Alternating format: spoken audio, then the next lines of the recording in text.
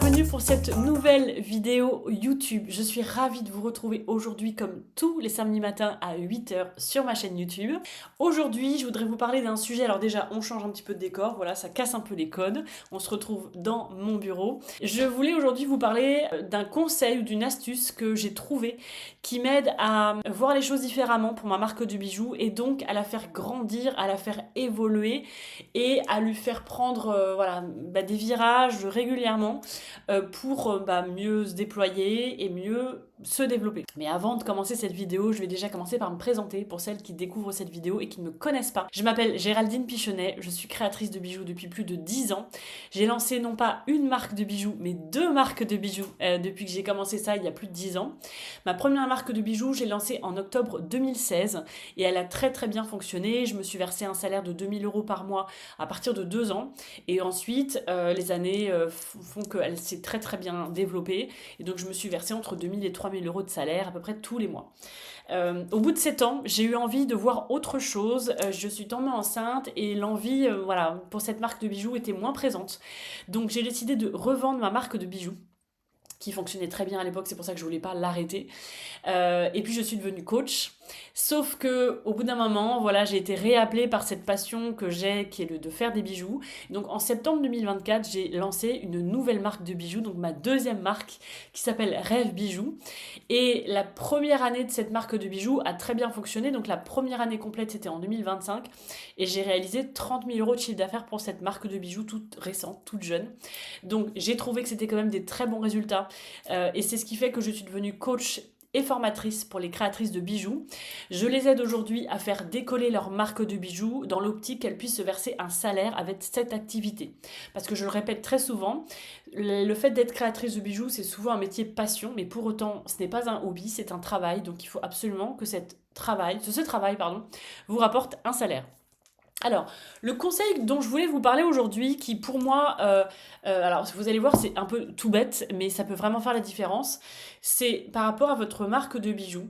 Je ne peux que vous conseiller de régulièrement regarder tout ce que vous faites et tout ce que vous proposez avec les yeux d'une cliente extérieure à votre marque et pour regarder ça vraiment avec un œil extérieur d'une cliente lambda pour voir un petit peu ce que vous ressentez quand vous regardez ce que vous faites, ce que vous vibrez et comment ça vous appelle.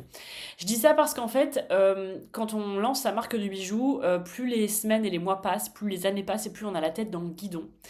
Et on oublie un peu de se mettre un peu dans les baskets de la cliente type qui va regarder ce qu'on fait, qui va regarder nos posts, qui va regarder nos réels, qui va regarder nos créations. Et on oublie un peu de prendre ce point de vue extérieur pour se demander, mais là, si moi j'étais un follower ou si moi j'étais une cliente lambda, est-ce que ce que je vois, ça me plairait? Et est-ce que ça me donnerait envie d'acheter? Et il y a vraiment cette question qu'il faut vous poser régulièrement avec vraiment cette lucidité et ce regard objectif. Est-ce que ce que je propose là, et moi, est-ce que ça me donnerait envie de me suivre sur Instagram? Et les bijoux que je propose, est-ce que moi, je les achèterais? Et ça, je pense que c'est primordial. Si vous proposez des bijoux que vous n'avez vous-même pas envie d'acheter, si vous les voyez à droite ou à gauche, c'est qu'a priori, vous n'êtes pas en ce moment dans la bonne direction par rapport à votre marque de bijoux. De la même manière, si vous faites un réel que vous auriez vu sur les réseaux qui vous aurait pas intéressé, ou si vous faites des photos que vous trouvez pas très jolies et qui vous auraient pas donné envie d'acheter, c'est important de vous remettre en question par rapport à ça. Et donc vraiment, c'est important de réussir à garder un point de vue constructif et objectif de votre marque de bijoux en permanence. C'est-à-dire que même quand vous allez commencer à faire des ventes et même quand vous allez avoir 1 an, 2 ans, 5 ans d'expérience derrière vous, c'est important de faire évoluer et grandir votre marque en permanence et je trouve que c'est en gardant ce point de vue extérieur et objectif que ça va vous aider justement à ne pas vous reposer sur vos lauriers, à ne pas tout le temps faire la même chose et à vous renouveler et à prendre des élans et des virages un peu différents.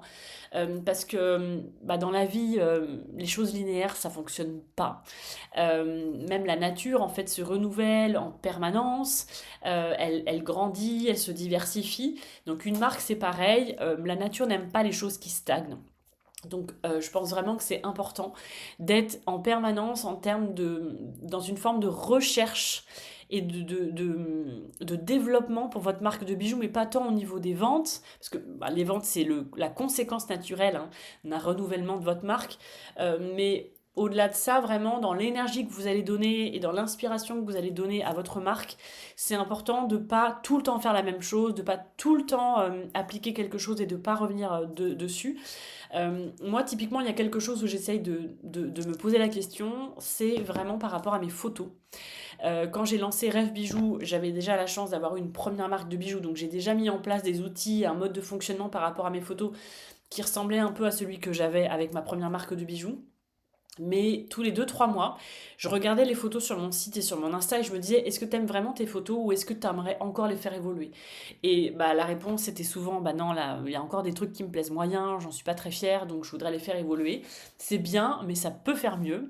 Donc j'essaye par exemple pour mes photos régulièrement de les regarder et de me dire, voilà, là, qu'est-ce que t'aimes dans tes photos, mais qu'est-ce que t'aimes pas dans tes photos?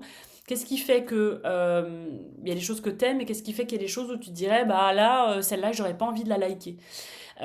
C'est vraiment ça encore une fois ce point de vue objectif et constructif. Le but c'est pas de devenir un tyran et de vous dire ce que tu fais c'est nul, ça va pas assez, etc. Le but, c'est vraiment plutôt de vous dire, ok, c'est déjà bien ce que tu fais là, mais qu'est-ce que tu pourrais faire pour encore améliorer ou diversifier ou voilà, changer en tout cas les choses. Parce qu'encore une fois, un business ne peut pas être linéaire, c'est pas genre c'est ça et ça sera ça jusqu'au bout. Les business comme ça marche pas, souvent ils crèvent, hein. Il faut vraiment vous dire qu'il faut jamais se reposer sur ses lauriers. Il faut se renouveler, se moderniser, se mettre au fil du temps, au fil de la mode, etc. régulièrement. Et donc ça passe aussi par le fait quand vous êtes toute seule de vous dire bon bah vu que je suis toute seule et que j'ai pas une directrice artistique pour me dire là la tendance maintenant c'est ça, il faut peut-être plutôt qu'on évolue, ça va être à vous de vous dire ok là je vais me poser, je vais regarder mes photos sur mon e-shop, est-ce que ça me va, est-ce que c'est ok, est-ce que c'est pas ok, est-ce que c'est dans l'air du temps, est-ce que c'est pas dans l'air du temps, est-ce qu'on pourrait encore peut-être améliorer les choses ou pas. Et c'est pareil par rapport aux bijoux. Moi j'essaye vraiment toujours quand je crée une collection.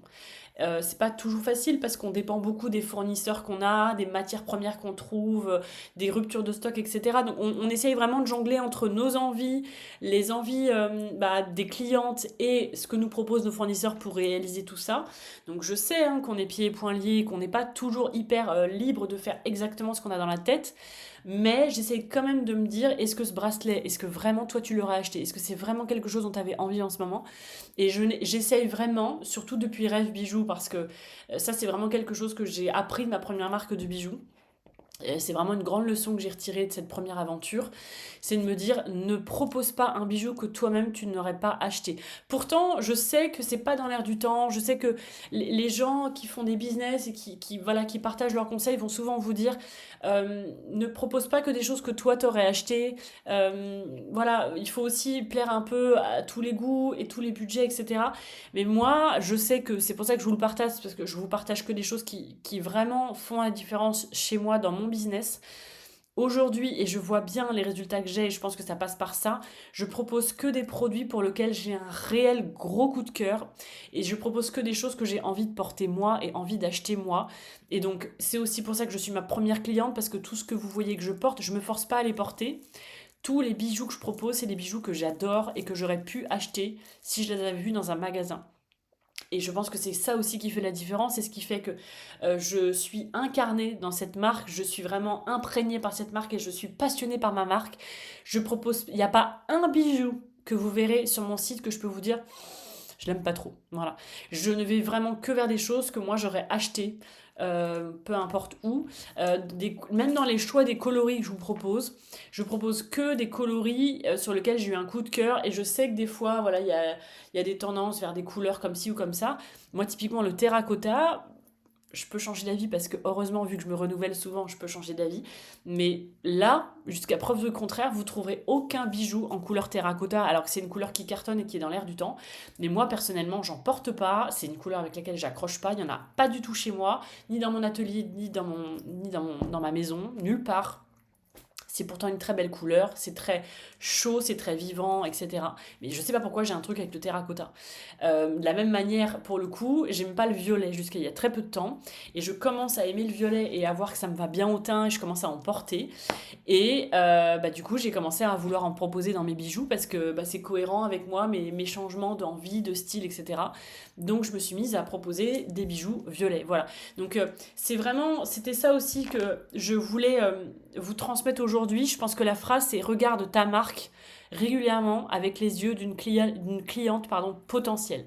Parce que nous, on est tellement la tête dans le guidon à être en mode, tu réfléchis à ta commande chez ton fournisseur, tu réfléchis à ce que tu as, ce que t'as vu, à tes photos, etc. Et des fois, on est trop dans faire toujours la même chose et surtout dans ce truc de dire oui mais c'est parce que j'ai trouvé ces perles là chez mon fournisseur et que ça ressemblait un peu à ce que je voulais. Essaye de rester vraiment connecté avec ta cliente potentielle et regarde ta marque autant que possible régulièrement, pas tous les jours mais régulièrement, je sais pas moi, tous les 2-3 mois avec les yeux d'une cliente potentielle et te dire est-ce que moi ça je l'aurais vraiment acheté, est-ce que j'ai vraiment eu un gros coup de cœur sur ce produit là, est-ce que ces photos là je les trouve vraiment canon, est-ce que ce réel là je le trouve chouette ou est-ce que ça manque de quelque chose. Et je pense que c'est ça qui va t'aider à continuer à avancer seul parce que si vous me regardez, c'est qu'a priori vous êtes seul dans votre marque de bijoux. Vous êtes une créatrice solo qui travaille à la maison, souvent c'est le cas de la plupart des personnes qui me suivent ou qui achètent mes formations. Et c'est pas toujours évident justement de se renouveler, de se remettre en question, etc. Donc je pense que ça c'est vraiment la question à vous poser qui peut vraiment vous aider à faire perdurer votre marque, à pas vous reposer sur des choses qui sont acquises ou qui sont mises en place. Voilà, vos photos, regardez-les régulièrement avec ce point de vue extérieur de vous dire est-ce que cette photo est suffisamment belle pour qu'elle me donne envie d'acheter mon produit, parce que ça c'est vraiment la question qu'il faut se poser. Est-ce que ce bijou, j'ai vraiment eu le coup de cœur ou est-ce que j'ai fait que reproduire un truc que j'ai vu à droite à gauche? Est-ce que ces coloris-là, c'est vraiment des coloris que moi j'aurais envie d'acheter? Est-ce que ce genre de boucle d'oreille aussi? Et je pense que ça va vous aider à être aligné, à être incarné, passionné et surtout à rester dans une démarche constructive et objective par rapport à votre marque. Parce que vu qu'on est seul, malheureusement, et qu'on fait tout nous-mêmes et que voilà, encore une fois, on est un peu tenu par la mode, mais nos fournisseurs, les choses qui sont proposées par nos consoeurs, etc. Il y a vraiment un peu un mélange de tout ça qui fait que des fois on est un peu bloqué et on ne s'autorise pas à sortir de ça. Mais autorisez-vous voilà, à vous remettre en question. C'est pas facile. Je pense que c'est un peu comme relire un bouquin qu'on a écrit et se dire ok, là, est-ce qu'il n'y a pas des passages que finalement j'aime plus trop, que je pourrais pas enlever, etc. C'est pas facile de se remettre en question. C'est pas facile de refaire du tri et du ménage régulièrement parce que ça veut dire aussi qu'il faut se remettre dans une forme de nouveautés, de sortie de zone de confort, etc. Mais je pense que c'est important pour que votre marque, elle dure, pour qu'elle ne s'éteigne pas, pour qu'elle ne meure pas, pour qu'elle ne stagne pas. C'est de vraiment vous mettre toujours à la place de votre cliente et de vous dire, est-ce que vraiment moi, ça en tant que client, je l'aurais acheté? Est-ce que cette photo-là, elle est canon au point de m'avoir donné envie d'acheter sur le site? Est-ce que ces coloris-là, c'est vraiment des coloris qui me donnent envie d'acheter? Voilà, je pense que c'est vraiment important de garder ça en tête. Voilà, j'espère que cette vidéo vous a plu. Si c'est le cas, surtout n'hésitez pas à mettre un petit like sous la vidéo, c'est le meilleur moyen de me soutenir. Ça me donne envie de vous faire de nouvelles vidéos chaque semaine. N'hésitez pas aussi à me mettre un commentaire, je serais ravie d'échanger avec vous. Pensez aussi à vous abonner à la chaîne YouTube puisque je propose ce genre de vidéos tous les samedis matins à 8h. Donc vous pouvez être alerté dès qu'il y a une nouvelle vidéo qui sera en ligne. Et on se retrouve pour une prochaine vidéo la semaine prochaine. Bye bye!